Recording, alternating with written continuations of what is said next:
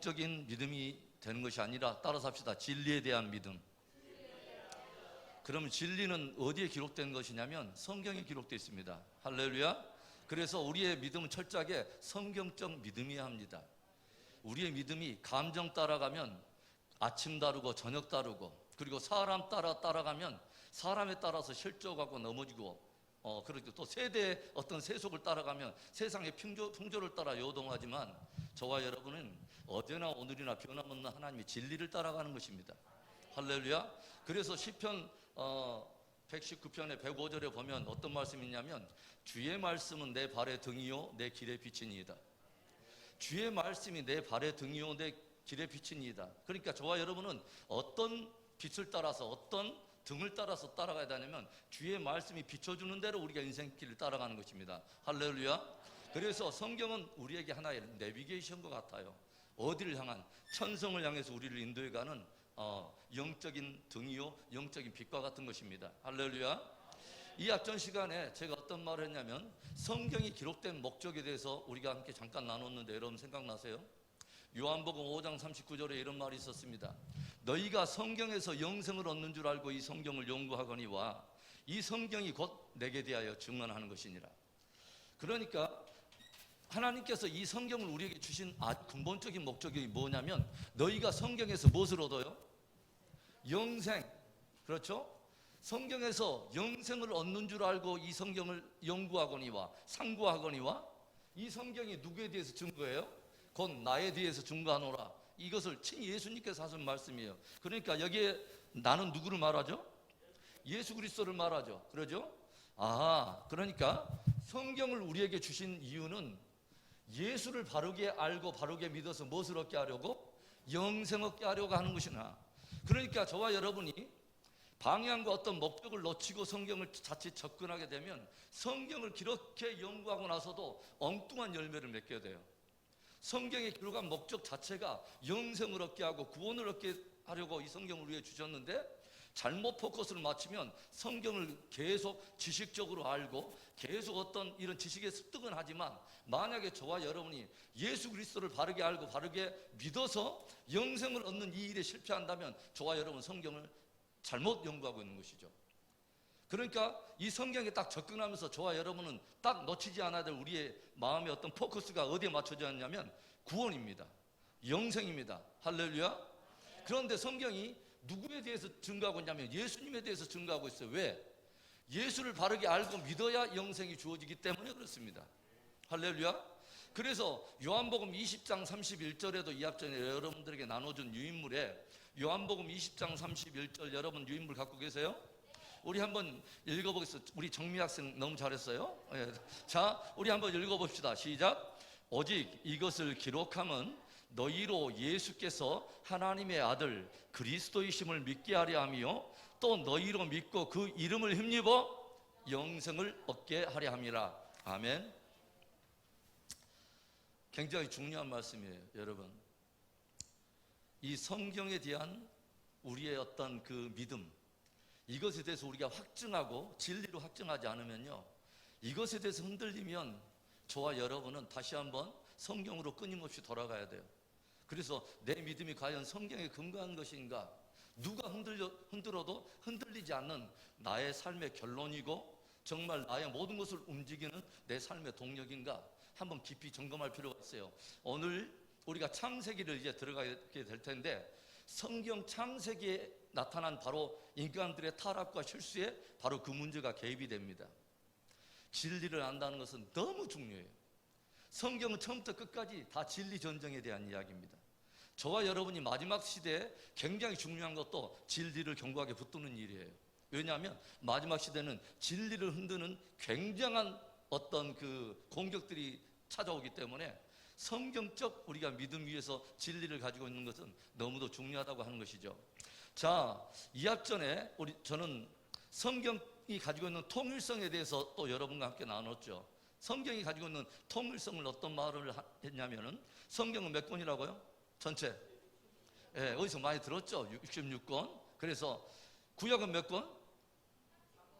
3, 9, 27. 그래서 구약은 39권, 신약은 27권, 3구 27. 그래서 합이 66권인데 성경은 몇 년 동안 기록되어 있다고 말했어요? 몇 년 동안? 1600년 동안에 의해서 기록됐어요. 그런데 그 저자가 몇 사람이냐면 무려 40명에 의해서 기록되어 있다고 말을 했어요. 그런데 40명, 이 40명은 서로 다른 시대를 살았고 서로 다른 장소에 있었고 직업도 천차만별해서 만날래야 만날 수 없는 경우가 대부분이었어요. 그럼에도 불구하고 성경이 가지고 있는 놀라운 통일성은 뭐냐면 시대를 달리한 이 저자들에 의해서 성경이 기록되어 있음에도 불구하고 하나의 주제를 다루고 있다고 하는 거죠. 그 하나의 주제가 뭘까요? 나에 대하여 증거하는 것이라. 구약 성경 전체가 누구에 대한 이야기냐면 예수님에 대한 이야기예요. 할렐루야. 그래서 우리는 이제는 무엇을 우리가 본격적으로 들어갈 거냐면, 그러면 예수님 당시에 예수님이 직접 하신 말씀이에요. 너희가 성경에서 영생을 얻는 줄 알고 이 성경을 연구하거니와 이 성경이 나에 대하여 증언한 것이라. 이때 성경은 구약 성경일까요? 신약 성경일까요? 구약 성경이에요. 이때는 예수님 시대는 신약 성경이 기록도 안 돼 있었어요. 그렇죠? 그러니까 예수님이 성경에 대한 이야기할 때는 다 구약의 이야기였어요. 그러면 구약 성경에서 예수님의 이야기가 예수라고 하는 이름이 나옵니까? 예수라고 하는 이름은 한 번도 안 나와요. 그런데도 예수님 뭐라냐면 구약 전체 이야기가 다 예수님에 대한 이야기로 말씀한다는 거죠. 그러면 우리는 구약이 어떻게 예수님과 연결되어 있는가를 우리가 깊이 우리가 조금 우리가 연구에 들어가야 되지 않겠어요? 할렐루야. 그래서 구약의 사건과 인물과 장소와 사건 여러 역사 속에 어떻게 예수님에 대한 이야기와 이것이 연결되는가를 우리가 함께 찾아가야 진리를 우안에 확정할 수 있다고 하는 거죠. 목포에 예전에 제가 내려올 때마다, 저는 예전에 전주에서 살아갈 때 내려올 때마다 뼈다귀 해장국을 먹었어요. 감자탕집에 들어가서. 그러면 보통 감자탕집에 가서 뼈다귀를 벌거나 먹을 때 어떤 사람은 대충 굵직굵직하게 큰 덩어리만 딱 베어 먹고 뼈다귀를 버는 사람이 있는데, 정말 꼼꼼한 사람은 그것을 젓가락으로 후벼 파가지고 안에까지 알맹이 딱 뽑고 그 다음에 뱃속에 가운데 있는 골 비슷하게 있는 것도 입으로 쪽쪽 빨아먹고 나중에 전 안 될 때는 이쑤시개로 섬세하게 다 파먹는데, 저와 여러분이 성경을 그렇게 먹을 수 있기를 주의 이름으로 축원합니다. 할렐루야. 네, 오늘 굉장히 뼈 있는 이야기를 여러분들에게 하신 거예요, 여러분. 자, 그러면 오늘 이제 저와 여러분 이제 창세기에 대한 이야기를 할 거예요. 여러분, 성경 제일 먼저 기록된 성경책이 어떤 책이죠? 창세기. 그렇죠? 세상을 창조한 기록해서 창세기. 그렇죠? 자, 구약 성경 전체 중에 제일 앞에 나오는 5권을 뭐라고 한다고 여러분이 말했는데 아는 사람? 예, 모세오경. 왜 모세오경일까요? 모세라고 하는 사람이 기록한 5권의 성경이다 해서 모세오경이라고 말해요. 그 5권 이름 말해봅시다. 시작. 창세기, 출애굽기, 레위기, 민수기, 신명기. 자, 저는 이렇게 길게 읽는 것을 굉장히 싫어해요. 따라서 합시다. 창출레민신. 창출레민신이 창세기, 출애굽기, 레위기, 민수기, 신명기, 이것을 뭐라고 말한다고요? 모세가 기록한 5권의 성경에서 모세오경이다. 그 중에 가장 먼저 기록된 것이 창세기인데, 창세기는 어떤 책이라고 쉽게 말할 수 있냐? 따라서 합시다. 시작의 책. 모든 것의 시작을 다루고 있는 책이요, 창세기는. 그래서 모든 것의 시작과 근원을 알고 싶으면 우리는 어떤 책을 봐야 되냐면 창세기를 봐야 돼요. 그렇죠? 모든 우주가 어디서부터 시작됐느냐, 누구에게서부터 시작됐느냐, 인생들은 어디서부터 시작됐느냐, 역사는 누구로부터 시작됐느냐, 죄는 어디서 시작됐느냐, 그러면 죄에 대한 용서와 속죄는 어디서부터 출발했느냐, 다 나라와 인간과 역사와 문화와 제도와 모든 것의 시작을 알고 싶으면 어떤 책을 봐요? 창세기. 할렐루야. 아주 중요한 거죠. 그래서 창세기라고 하는 원래 영어 단어 제너시스라고 하는 이 단어의 뜻 자체가 근원, 뿌리, 시작 이런 뜻입니다. 그렇죠? 그래서 창세기는 무슨 책이다? 시작의 책. 시작의 책. 자, 그러면 창세기에 1장 1절이 굉장히 외우기 힘든 구절인데 적어도 우리가 은혜 비전 성도들은 수준이 높기 때문에 이 정도는 우리가 외워야 되지 않겠어요? 자, 창세기 1장 1절 한번 읽어봅시다. 시작. 태초에 하나님이 천지를 창조하시니라. 아멘. 이 말씀을 문자적으로 외울 수는 있는데 이 말씀이 믿어지지 않아서 지금까지 인생을 방황하는 사람이 너무 많습니다. 나의 뿌리와 근원과 시작을 알지 못해서 오늘도 방황하면서 인생하는 인생들이 너무 많아요. 왜 그렇게 인생들이 방황하냐면 나의 존재가 어디서부터 시작됐는지 모르기 때문에 내가 어디로 가고 있는지도 모르고 마지막이 어떻게 끝나는지도 모르는 거예요. 그래서 전도서에 보면은 솔로몬은 인생들에게 이런 말을 해요. 너의 청년의 때에 창조주 여호와를 기억하라. 너의 청년의 때는 뭐냐면 아직 내가 호흡이 붙어있는 바로 그때, 뭔가 기력이 있을 때, 내가 아직도 뭔가 신앙의 양심이 무뎌지지 않고 깨어있을 때 누구를 찾아야 되냐면 창조주 하나님을 기억해야 된다고 하는 거죠. 여러분, 창조주 하나님으로부터 내 존재의 뿌리를 발견하지 못하면 우리는 끊임없이 표류하는 삶을 살 수밖에 없어요. 제가 말했죠. 마지막 목적지를 알고 가는 배가 마지막 목적지를 알고 가는 것은 항해라고 말할 수 있지만 목적지도 없고 내비게이션도 없고 물 위에 떠서 가는 것은 그것은 항해라고 말하지 않아요. 표류한다고 말하죠. 오늘 저와 여러분은 항해하고 있을까요? 표류하고 있을까요? 여러분, 나의 창조주 하나님을 정확히 알고 그 창조주 하나님께서 내 인생들을 향한 정확한 뜻을 가지고 오늘 우리가 인생을 걸어간다면 저와 여러분은 천성을 향해서 항해해 가고 있는 거예요. 그러나 창조주 하나님을 모르고 내가 나를 향한 하나님의 창조였던 그 뜻을 알지 못하고 오늘 우리가 살아간다면 저와 여러분은 표류하는 인생일 수 있어요. 깊이 생각해야 돼요. 나는 오늘 표류하고 있는가? 항해하고 있는가? 자, 그러면 창세기 1장 1절에 태초에 하나님이 천지를 창조하시니라. 이거 굉장한 말입니다, 여러분. 우리는 사도신경이라고 하는 것을 신앙 고백할 때 제일 먼저 고백을 해요. 그렇죠? 예배를 시작하면 땡 했고, 자, 다 같이 목도드림으로 예배를 시작합니다. 사도신경으로 우리 신앙을 고백합니다 하면 제일 먼저 뭐라고 말해요? 전능하사 천지를 만드신 하나님 아버지를 내가 믿사오며, 이렇게 시작합니다. 제일 먼저 우리가 고백하는 것이 누구에 대한 고백이냐면 창조주 하나님에 대한 우리 신앙 고백입니다. 할렐루야. 그래서 전능하사 천지를 만드신 하나님에 대한 신앙 고백은 어디에서부터 비롯됐냐면 창세기 1장 1절이에요. 태초에 하나님이 천지를 창조하시니라.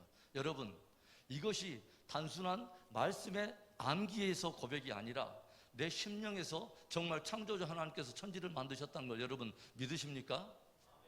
할렐루야. 믿을 수 있기 바랍니다. 창세기 1장 1절을 통과하지 못하면요, 그 다음 2절부터의 이야기가 풀리질 않아요.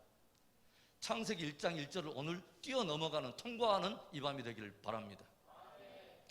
창세기 1장, 하나님이 천지를 창조하시니라. 여러분, 여기에서 하나님이라고 하는 존재가 나와요. 하나님.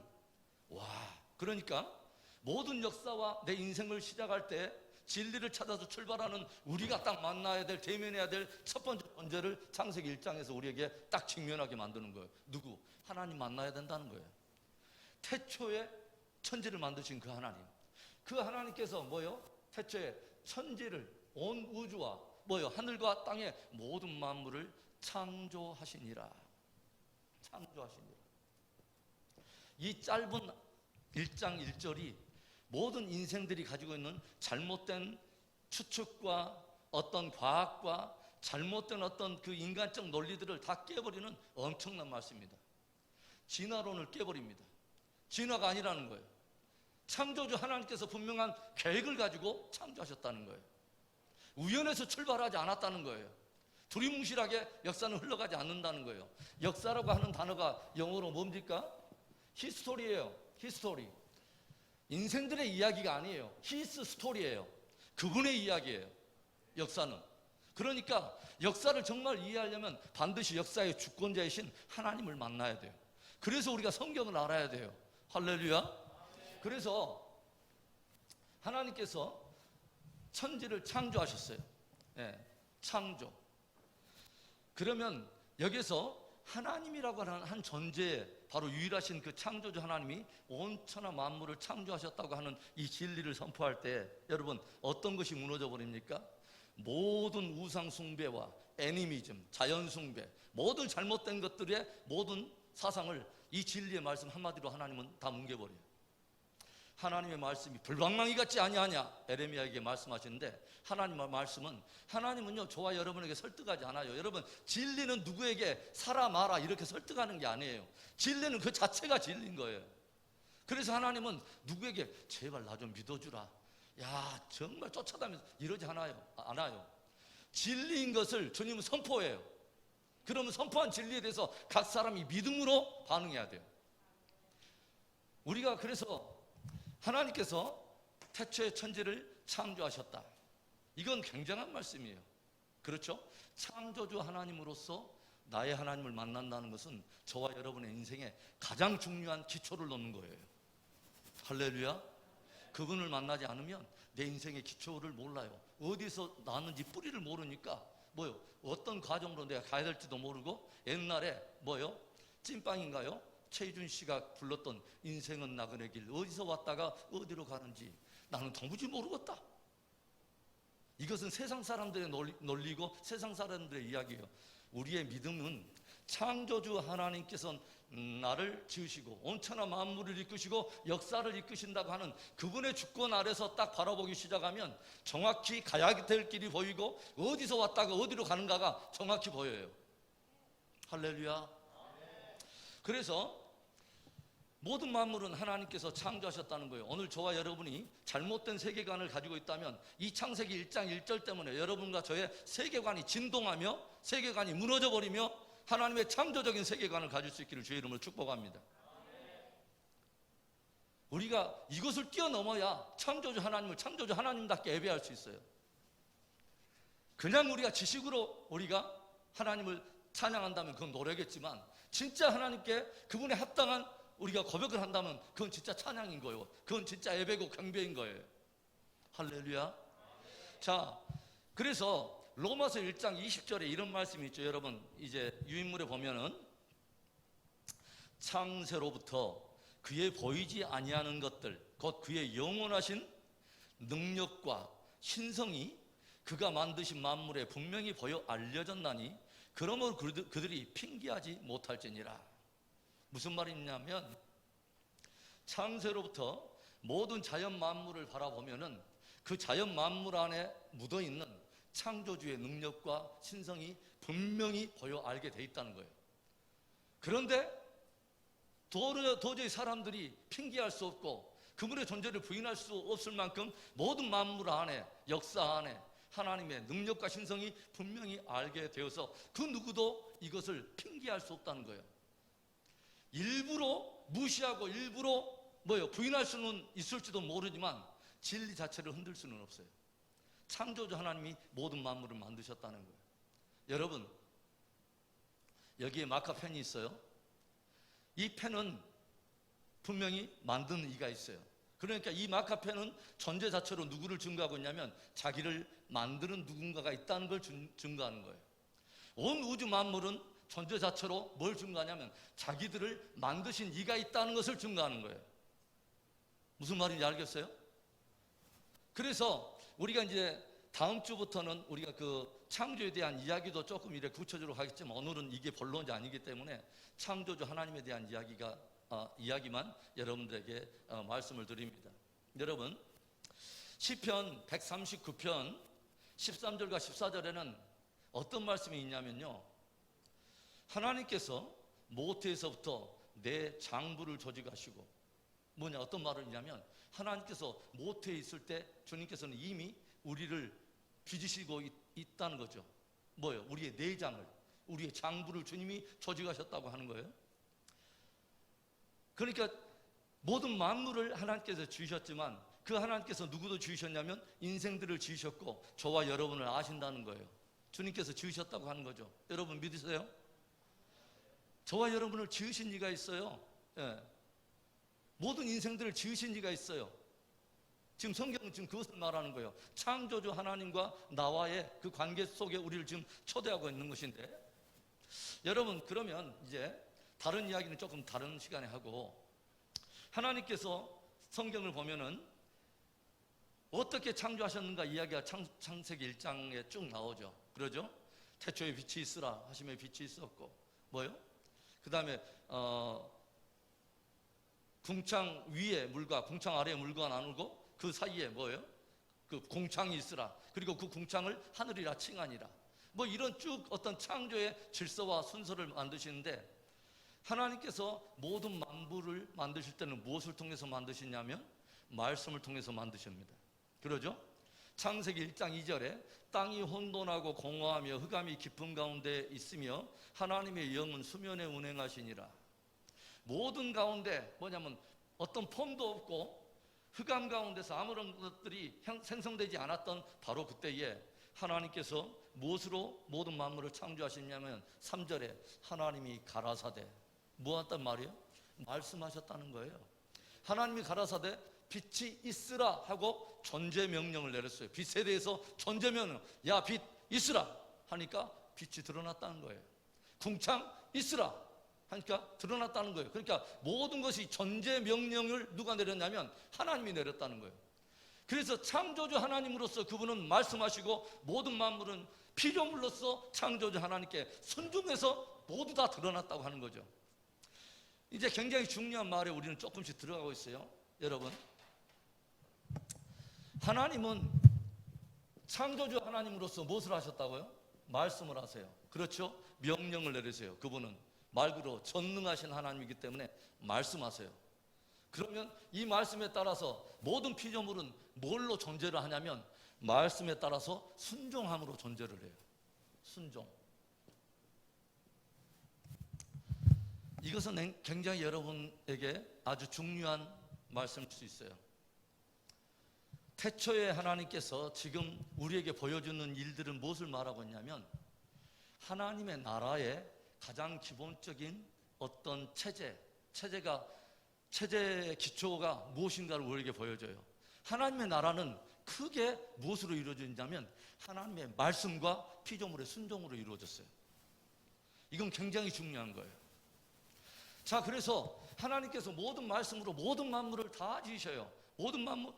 말씀으로 모든 만물을 다 지으세요. 그렇죠? 그리고 그 말씀이 얼마나 권능이 있든지요. 하나님이 한번 말씀하시면 그 말씀은 1.1획도 변함없이 천지는 없어져도 그 모든 말씀은 다 성취가 돼요. 그래서 하나님께서 야 태초에 빛이 있으라. 그 다음에 뭐라 하냐면 야 궁창에 해와 달과 별들이 있으라. 해로 낮을 주관하고 달로 밤을 주관하게 하라. 이 말씀이 얼마나 권능이 있든지 하나님께서 태초에 말씀하신 그 말씀의 권능을 따라 오늘도 궁창에 그 별들이 움직이고 모든 것들이 인간들은 일로 절로 이 작은 길 하나 통과하면서도 치고받고 이거 제대로 컨트롤이 안 되니까 서로 막 치고받고 이렇게 교통사고 나가는데 하나님의 말씀이 얼마나 권능이 있든지 어마어마한 그 큰 온 우주의 별들이 한 치의 차고 없이 오늘까지 운행이 돼요. 굉장한 거죠. 여러분, 굉장한 거죠. 그래서 하나님의 나라는 기초가 뭐냐냐? 하나님의 말씀이 기초예요. 그리고 그 말씀 위에 모든 피조물이 순종하여 존재하는 것이 하나님의 나라의 기초적인 통치 질서예요. 그래서 모든 만물을 이제 다 지었어요. 모든 만물을 다 지은 후에 여섯째 날에 하나님은 너무너무 중요한 어떤 존재를 지으시죠. 당신의 모양과 당신의 형상을 따라 지음받은 인간들을 만드셔요. 사람을 만드셨다고 하는 거죠. 사람을 만들어서 당신의 형상과 모양을 따라 지음받은 그 존재로 하여금 당신이 지은 모든 만물을 맡기셔서 그것을 다스리게 하셔요. 이게 하나님께서 의도하신 계획이에요. 하나님은 모든 만물을 다 창조하신 후에 당신의 형상과 모양을 가진 존재를 세워가지고 그분이 직접 다스리는 것이 아니라 당신의 형상과 모양을 가진 존재로 하여금 당신이 지으신 모든 만물을 다스리게 하는 게 하나님의 뜻이에요. 그러면 굉장히 중요한 존재가 누구냐면 하나님의 형상과 모양을 가진 이 존재예요. 하나님의 형상과 모양을 지닌 이 존재. 이 존재한테는 모든 피조물 가운데 가장 영광스러운 지위를 주신 거죠. 어떤 지위를 줬죠? 왕과 같은 어마어마한, 한 나라를 다스리는 왕도 굉장히 권세가 있을진데 온 우주 만물을 다스릴 수 있는 어마어마한 권세를 가졌던 사람이 첫사람 아담입니다. 어마어마한 사람입니다. 예. 그래서 하나님의 형상과 모양을 가진 그 존재, 이 존재를 어떻게 말할 수 있냐면, 이 사람은 자기 스스로가 진짜 왕은 아니에요. 진짜 왕은 따로 있어요. 왕이신 하나님이세요. 그래서 왕이신 하나님께로부터 모든 정권을 위임받아서 만물을 다스리도록 세워진, 한마디로 청지기적인 왕이라고 말할 수 있어요. 따라서 합시다. 청지기적인 왕. 예, 그래서 그 가로 안에 그렇게 쓰세요. 청지기적인 왕, 청지기적인 왕. 모든 만물을 다스리는데 자기가 왕은 아니에요. 그래서 위탁받아서 그분의 뜻대로 다스려야 돼요. 여러분, 예전에 어떤 사극이나 이런 것들을 보면 뭐 춘추 전국시대나 어떤 대제국시대에 황제가 있습니다. 그러면 이 황제가 전역을 다 다스릴 수 없기 때문에 어떤 사람을 파송하냐면 분봉왕들을 세워요. 그렇죠? 어떤 한 지역을 다스리는 분봉왕들을 세울 때 이 분봉왕들이 황제로부터 어마어마한 정권을 위임받아서 한 나라를 다스리는데, 만약에 이 분봉왕의 위기가 있다면 어떤 위기일까요? 최고의 위기. 분봉왕이 자기를 보낸 왕의 뜻을 묻지 않는 것입니다. 자기의 뜻대로만 다스리는 것입니다. 그러니까 이 청지기전 왕이 위에 계신 왕과의 이 관계를 끊어버리는 것입니다. 뭐 하려고? 자기 스스로 왕이 되려고. 자기가 직접 다스리려고. 그러니까 청지기적인 이 왕인 아담은 모든 만물을 대표하는, 하나님 앞에서 모든 만물을 대표하는 사람이에요. 그렇죠? 하나님과 모든 만물 사이에 있는 제사장과 같아요. 그리고 이 제사장으로 세워진 이 아담과 하와는 뭐예요? 왕의 뜻대로 다스리는 왕과 같은 권세가 있어요. 이것을 뭐라고 말을 하냐면 왕 같은 제사장이라고 말해요.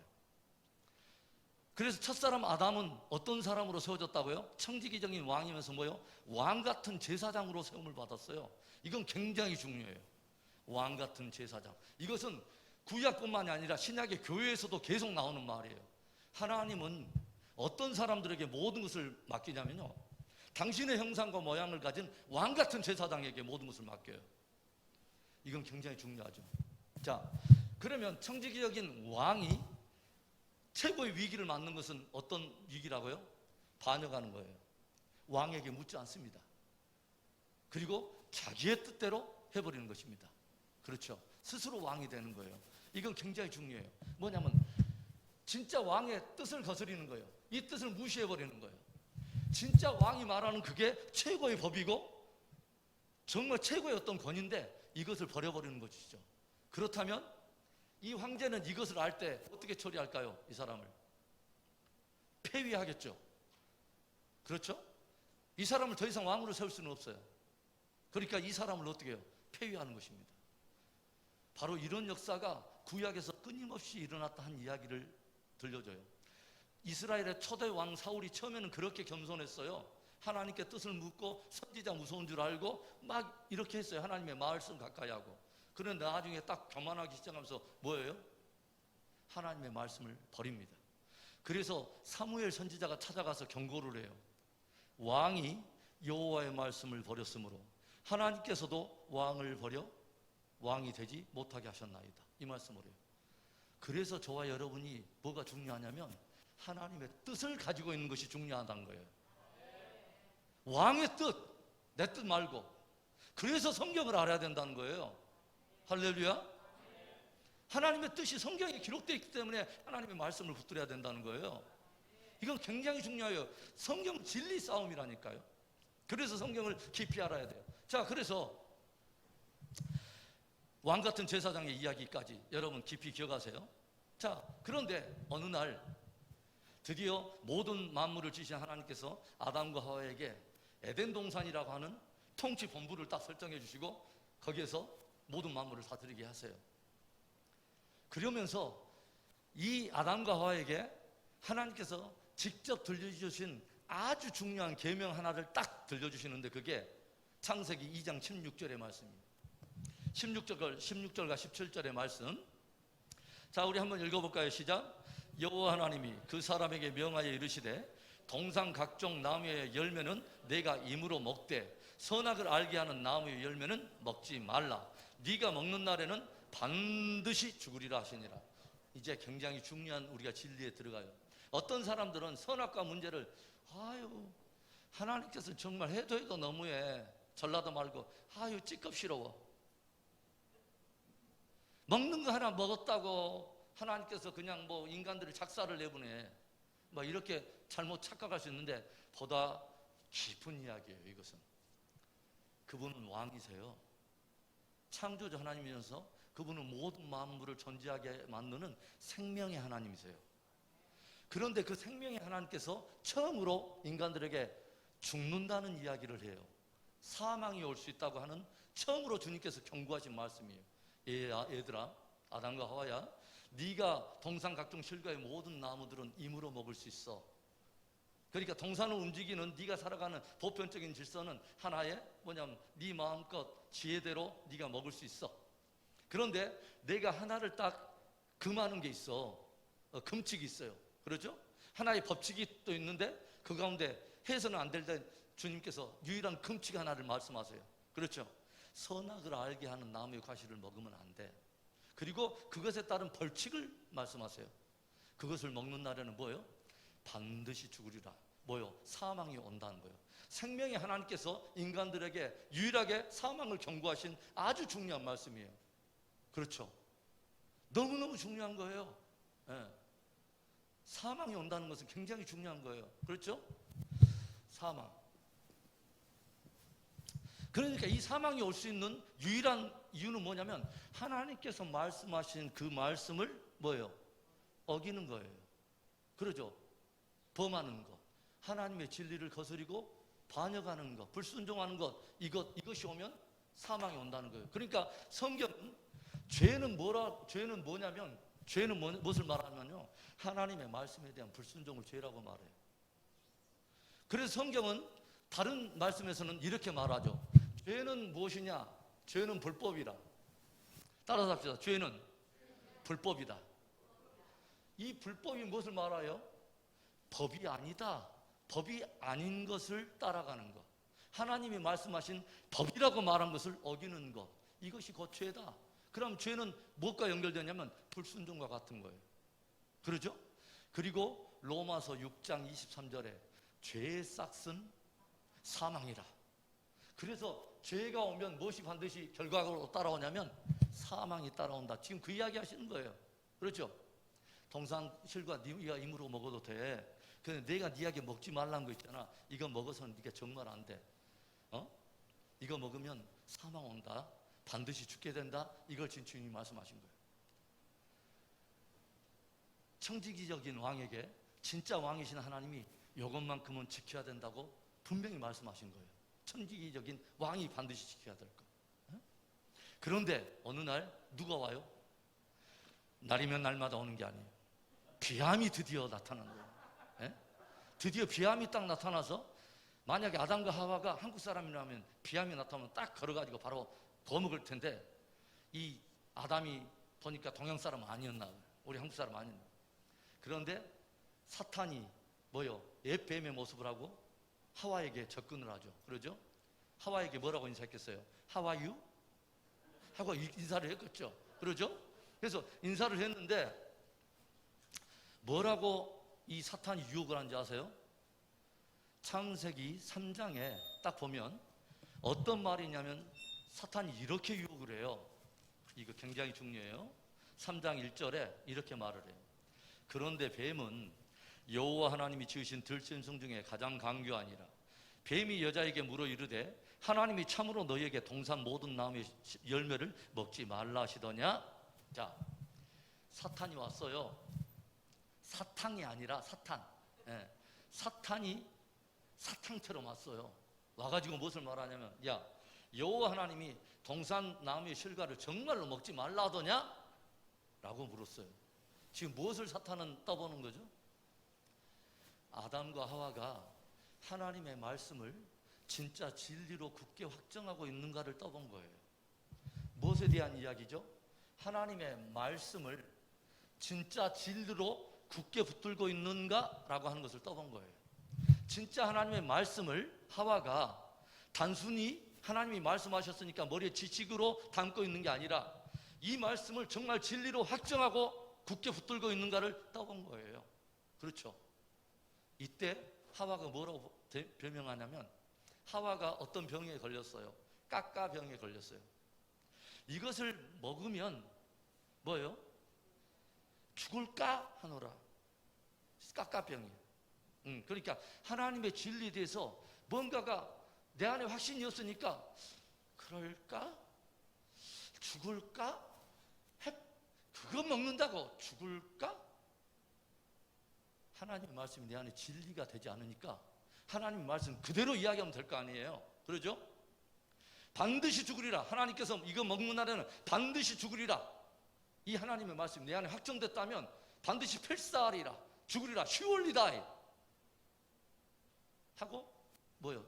뱀에게 반박을 할 수 있어야 되는데 그게 아니에요. 내 안에 정립이 안 되니까, 진리에 대해서 내 안에 정립이 안 되니까 사단한테 빌미를 열어줘요. 죽을까 하노라. 그러니까 사단은 알잖아요. 아하, 이 안에 진리가 진리되지 못했구나 하고 곧장 사탄은 들어와서 하나님의 말씀의 모든 메시지 안에 낫을 붙여버려요. 낫, you will not surely die. 네가 먹어도 결코 죽지 아니하리라. 우리 안에 흔들리니까 사탄이 들어와서 거짓을 바로 가지고 바로 거짓을 붙들도록 만들어버려요. 너무너무 중요하죠. 사탄이 하나님의 진리에 대해서 정반대의 거짓을 하와에게 딱 선포해버립니다. 그리고 하와가 사탄이 들려준 거짓을 진리로 딱 받아들여버리니까 내가 믿는 진리를 따라 무엇을 해버리냐면 가서 선악을 알게 하는 실과를 먹어요. 왜 먹었을까요? 그것을 먹어도 유일나 쇼리다. 너는 결코 죽지 아니하리란, 이제는 사단의 거짓이 내 안에 진리가 되어버린 거예요.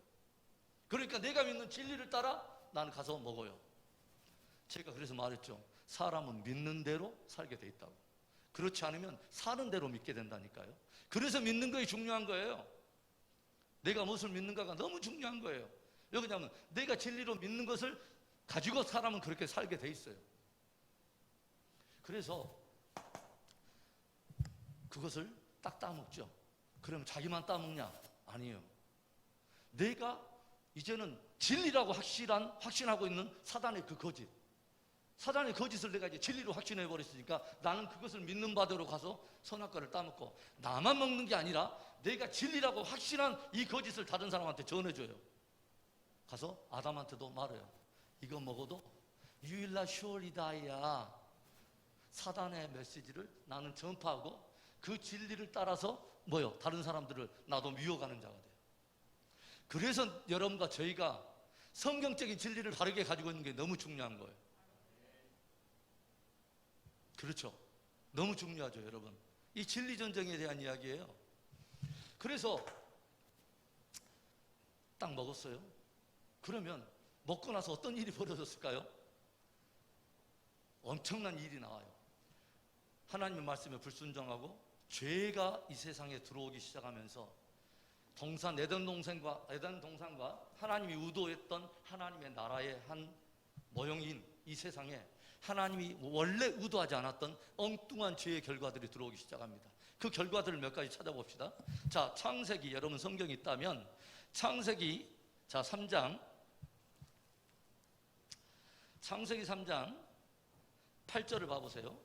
이제 어떤 무엇인가가 막 일어나기 시작해요.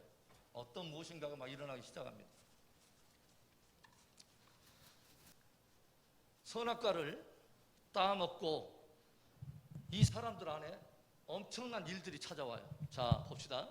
3장 7절에 딱 먹고 나서 어떤 일이 벌어졌을까요? 이에 그들의 눈이 밝아져서 자기들이 벗은 줄 알고 무화과 나무 잎을 엮어서 치마로 삼았더라. 뭐가 들어왔죠? 드디어 죄로 말미암은 수치가 찾아왔어요. 수치. 죄를 딱 짐으로 인해서 뭐가 찾아오죠? 죄책감, 수치가 찾아오잖아요. 그러죠. 누가 뭔 말 하지 않았는데 스스로 자기가 벗은 줄 알고 자기들이 숨어요, 스스로. 그렇죠. 뭐가 또 찾아왔을까요? 8절에 그들이 그날 바람이 불 때 동산에 거니시는 여호와 하나님의 소리를 듣고 아담과 그의 아내가 여호와 하나님의 낯을 피하여 동산 나무 사이에 숨은지라. 하나님과의 뭐가 깨져버렸어요? 하나님이 찾아오니까 그 소리를 듣고 피해버려요. 하나님과의 친밀함이 깨져버립니다. 하나님과의 친밀함이 깨져버려요. 친밀함의 파괴. 예전에는 하나님과 그렇게 뭐예요? 친밀했어요. 아담과 하와가. 그런데 죄가 딱 들어오니까 뭐예요? 하나님을 피해요. 그렇죠. 이런 일들이 일어나요. 그 다음에 또 보면 뭐라고 하냐면 10절에도 소리를 듣고 내가 벗었으므로 두려워하여 숨었나이다. 말은 나오지 않아요? 그렇죠? 그 다음에 어떤 단어들이 막 등장하기 시작하면 서로 막 죄를 막 전가하는 일이 일어나져요.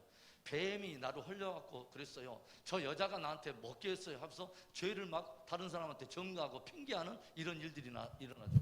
죄에 대한 핑계, 변명 막 이런 일들이 일어나죠. 그렇죠? 다른 사람한테 전가하고.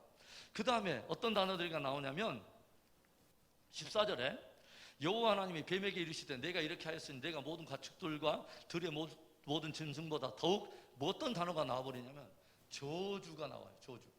저주로 하나님의 창조하신 피조의 세계에 어떤 현상이 일어나면 저주받는 일들이 일어나요. 저주. 그 다음에 또 뭐가 나오냐면 15절에 내가 너로 여자와 뭐가 되게 해요? 원수가 되게 해요. 원수라는 단어가 또 나와요. 그 다음에 어떤 단어가 나오냐면 15절에 머리를 상하게 할 것이요. 상함에 대한 이야기가 나와요. 그 다음에 또 16절에는 고통이라는 단어가 나와요. 고통. 그렇죠. 고통이라는 단어가 찾아와요. 17절에 뭐예요? 수구하여 소선을 먹으려고 땅이 가시덤불과 엉겅퀴가 나와요. 가시덤불과 엉겅퀴 막 이런 것들이 일어나요. 원래 이것은 의도하지 않았던 열매들이에요. 이건 다 죄가 가져온 기이한 현상, 이상적인 기형적인 열매들을 말하는 거죠. 그리고 나서 결정적으로 무엇이 찾아옵니까? 19절에 내가 흙으로 돌아갈 때까지 얼굴에 땀을 흘려야 먹을 것을 먹으리니 내가 그것에 취함을 입었음이라. 너는 흙이니 흙으로 돌아갈 것이니라 하시니라. 어떤 말이죠? 죽는다는 거예요. 결국 뭐가 찾아왔어요? 사망. 죄의 싹은 사망이라. 그렇죠. 결국은 그걸 먹는 날에는 네가 정령 죽으리라 했던 하나님의 말씀이 진리였던 거예요. 그렇죠. 그걸 먹어도 죽지 아니하리라 했던 사단의 말은 거짓이었던 거예요. 하나님의 말씀이 진리였던 거예요. 그러면 죄의 싹은 사망이 찾아왔는데 히브리서 9장 27절에 보면 이런 말씀도 있죠. 한 번 죽는 것은 사람에게 정하신 것이요 그 이후에는 심판이 있으리라. 여러분, 하나님이 말씀 그대로 됐어요. 그것을 먹는 날에는 반드시 죽으리라. 죄의 싹수로 사망이 왔어요. 그러면 하나님이 말씀하신 사망 이후에 모든 사람들이 심판이 있으리라 하는 말이 진리일까요? 아닐까요? 진리죠. 그렇죠. 굉장히 중요한 거죠. 자, 시간이 많지 않기 때문에 제가 바로 그 뒤한 이야기로 조금 이제 넘어가고 우리 끝낼게요. 그래서 지금 이제 어떤 일이냐면 하나님의 창조의 세계에 이상적인 기현상이 일어났어요. 하나님이 원래 의도하지 않았던 죄가 들어오기 시작하고 죄의 세력이 어마어마한 다양한 현상적인 것으로 확장되기 시작하고 이것이 드디어 온 인류의 운명이 되어버렸어요. 함께 찾아온 거예요. 그래서 아담이 하나님의 형상과 모양으로 지음받은 이 인간들이 그 모든 형상과 모양이 일부 파괴되기 시작하고 하나님과의 친밀함에서 비껴가기 시작하면서 무엇에 대한 권위가 떨어졌겠어요? 청지기적인 왕의 권세가 상실되어 버립니다.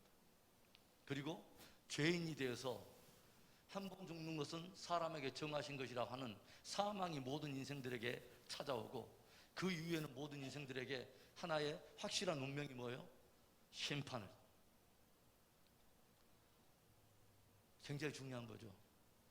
어떤 사람은 그래요. 죄 이야기하면 아유 나는 그렇게 죄인은 아닌 것 같은데요.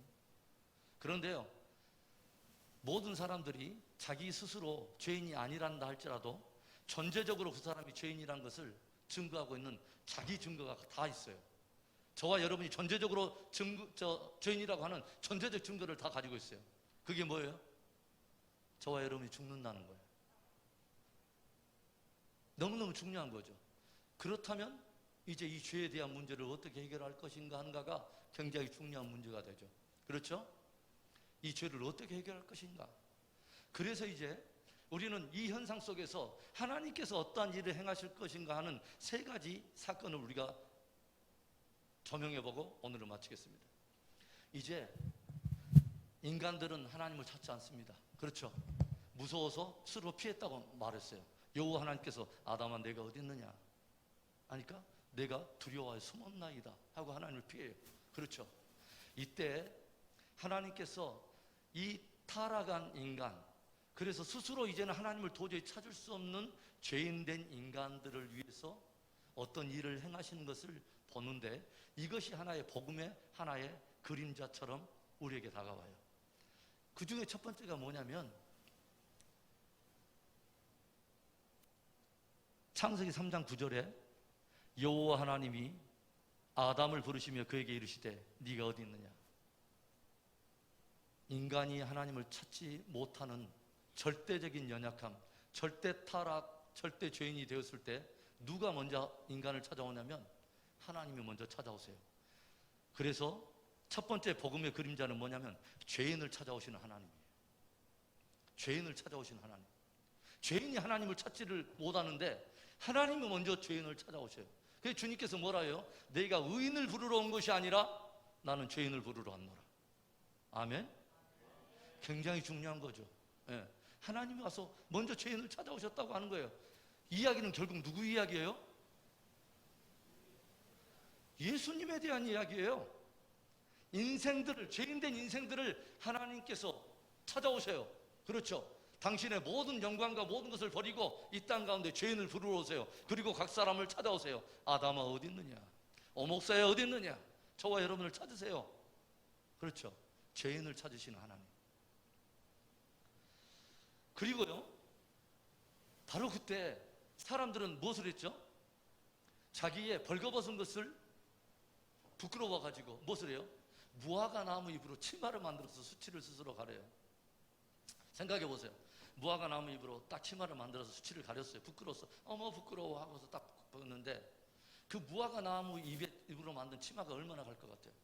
햇빛이 딱 치면서 무화과 나무가 마르기 시작하면 또르륵 말리면서 수치가 또 보여.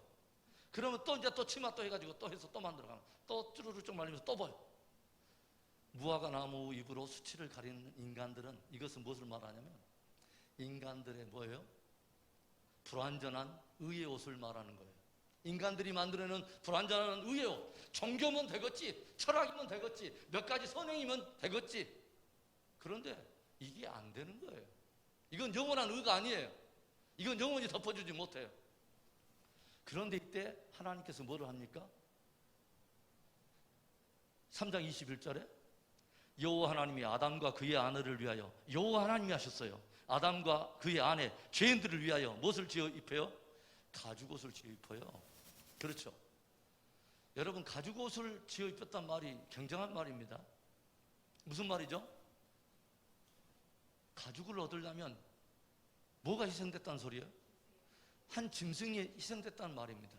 생명의 주께서, 창조주 하나님이 인생들을 수치를 가려주기 위해서 무엇을 딱 손을 대냐면 짐승에다 손을 댑니다. 그러죠? 그리고 짐승의 피를 흘리면서 가죽을 얻어갖고 인간의 수치를 가려준다는 이 놀라운 복음의 그림자.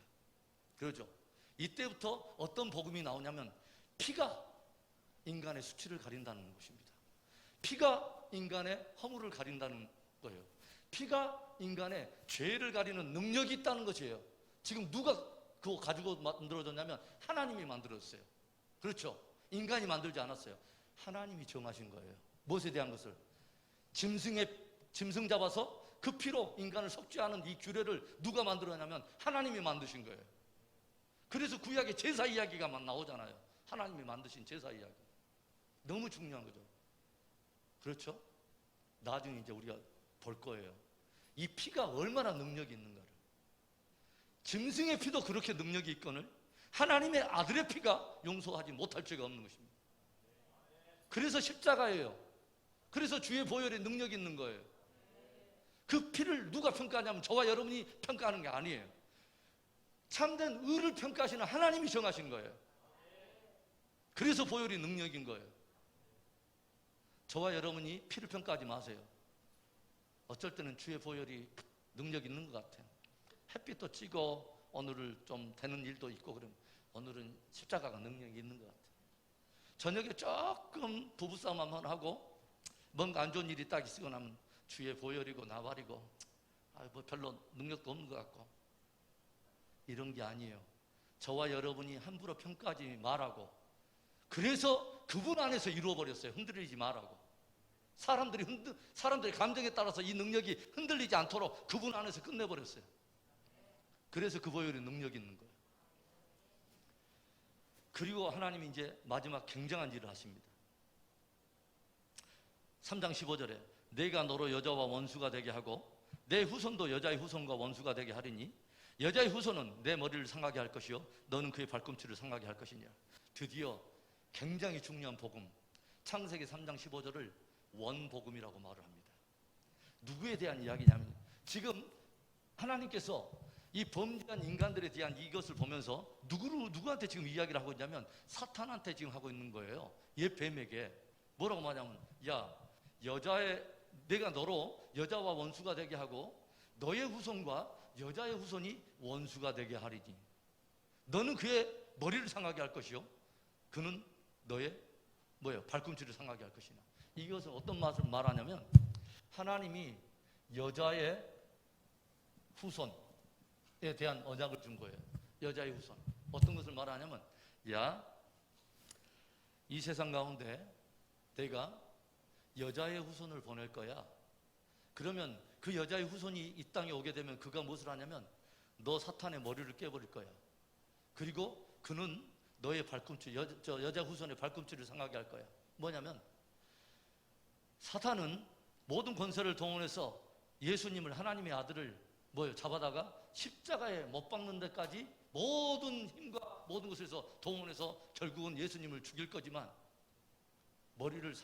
발꿈치를 상하게 할 거지만 그는 머리를 깨버릴 것이냐. 뭐냐면 네가 상상하지도 못한, 너는 하나님의 아들을 십자가에 못 박았다고 네가 성공했다고 착각하는 그 순간에 그는 십자가로 모든 인생들의 죄를 다 해결해버리고 부활함으로 말미암아 너의 머리를 깨버릴 거야.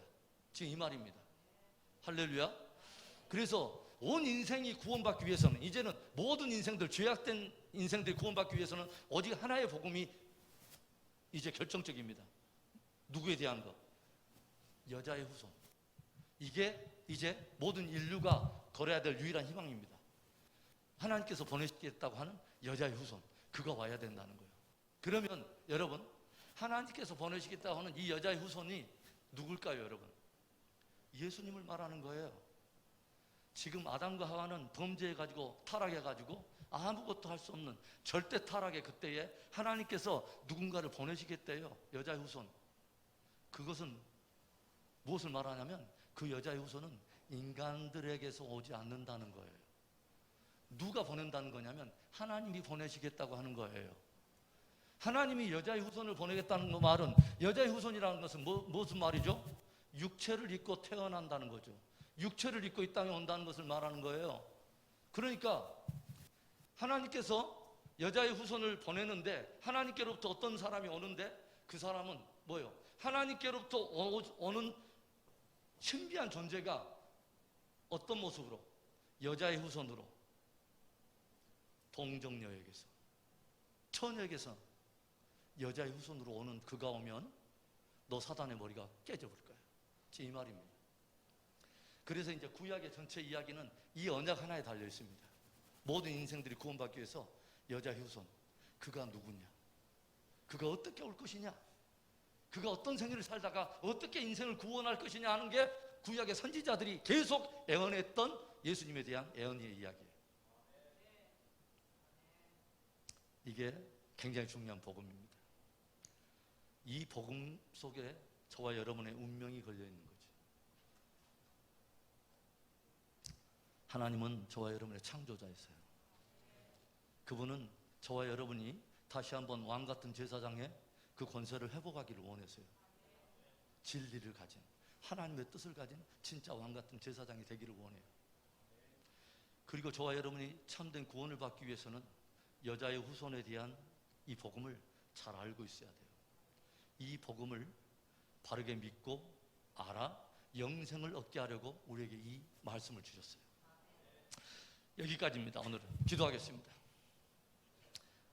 우리 한 번만 우리 소리내서 우리 기도하기를 원해요.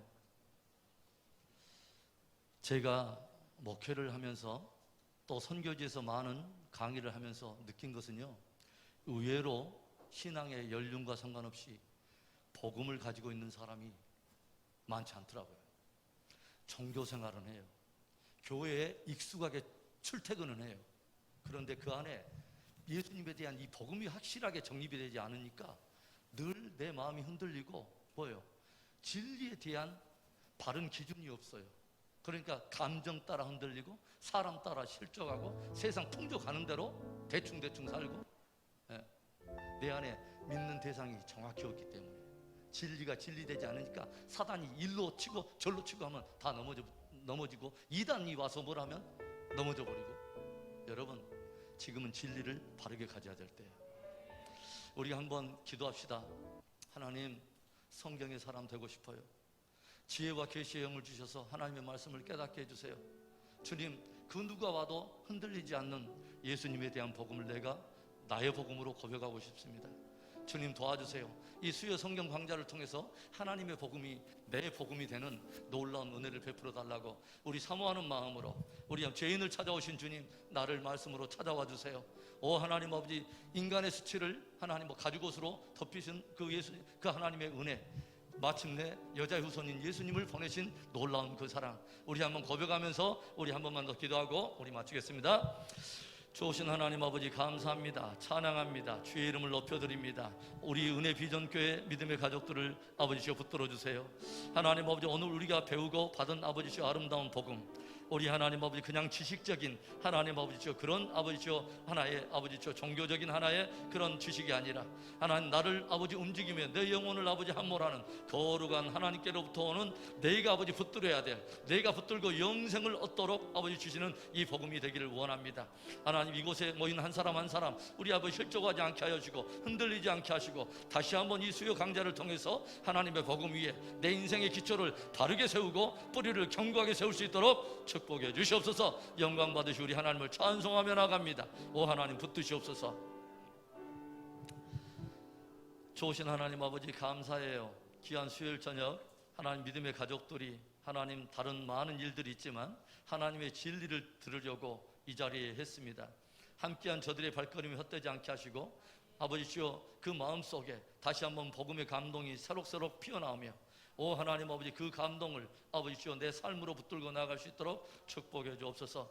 이 밤 돌아가는 우리의 발걸음을 축복하시고 아버지시여 구정 연휴 동안에도 오 하나님, 하나님의 그 은혜가, 풍성하신 은혜가 우리 형제 자매들을 굳게 붙드시옵소서. 역사하시 우리 하나님을 찬송하옵고 주 예수 그리스도의 이름으로 감사하며 축복하며 기도합니다. 아멘. 아멘. 수고하셨습니다. 아멘. 우리 앞뒤 좌우로 인사합시다. 끝까지 승리합시다.